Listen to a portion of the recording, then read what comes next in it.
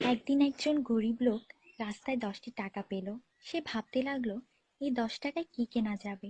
সারাদিন এই 10টি টাকার চিন্তায় সে সময় নষ্ট করে ফেলল। পরে সেই 10 টাকা ফেলে দিল। সে বলল, হে আল্লাহ, এই 10 টাকার জন্য আমি আজ সকাল থেকে আপনাকে একবারও স্মরণ করিনি। সেই সব লোক আপনাকে কিভাবে স্মরণ করে যাদের লাখ টাকা আছে? আল্লাহ সুদ হারাম করে দিয়েছেন, আমরা ব্যাংক বানিয়েছি। আল্লাহ জীবনকে সীমিত করেছেন, আমরা ঘড়ি বানিয়েছি। আল্লাহ পর্দার হুকুম দিয়েছেন, আমরা টিভি, ডিভিডি, ডিশ দিয়ে বেহায়ামি সর্বসাধারণের জন্য করে দিয়েছি। আল্লাহ বলেন, কোরআনে তোমাদের সফলতা, আমরা অক্সফোর্ডের বইকে সফলতা বানিয়ে নিয়েছি। আল্লাহ মিথ্যা বলা নিষেধ করেছেন, আর আমরা এপ্রিল ফুল পালন করা শুরু করে দিয়েছি।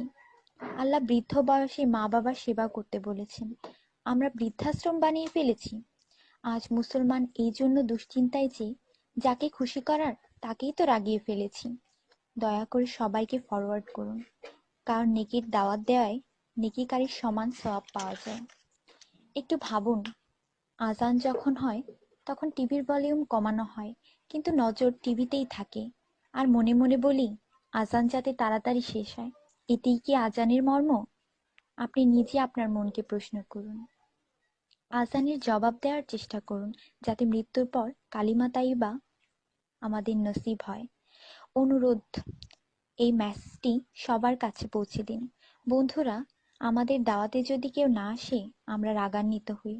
আল্লাহর পক্ষ থেকে আমাদের জন্য প্রতিদিন 5 বার দাওয়াত আসে, আর আমরা নামাজ পড়ি না। তাতে কি আল্লাহ আমাদের উপর রাগান্বিত হন না? এটি শুধু মেসেজ না, বাস্তবতা। দয়া করে নামাজ আদায় করুন এবং অন্যকেও উৎসাহিত করুন। যিনি এই মেসেজ পড়েন তাদের উপর আল্লাহ আরও রহমত দিন, এবং যিনি এই মেসেজ ফরওয়ার্ড করেন তার ভালো ইচ্ছা আল্লাহ পূরণ করুন এবং হিদায়াত করুন। নামাজের চিন্তা করুন, ব্যালেন্সের না। আজান শুনে উঠুন রিংটোনের মতো। কোরআন মনোযোগ দিয়ে পড়ুন, এসএমএস পড়বার মতো। জীবন সবসময় থাকবে না নেটওয়ার্কের মতো। নামাজ ত্যাগ করা মানে আল্লাহকে রাগান্বিত করা।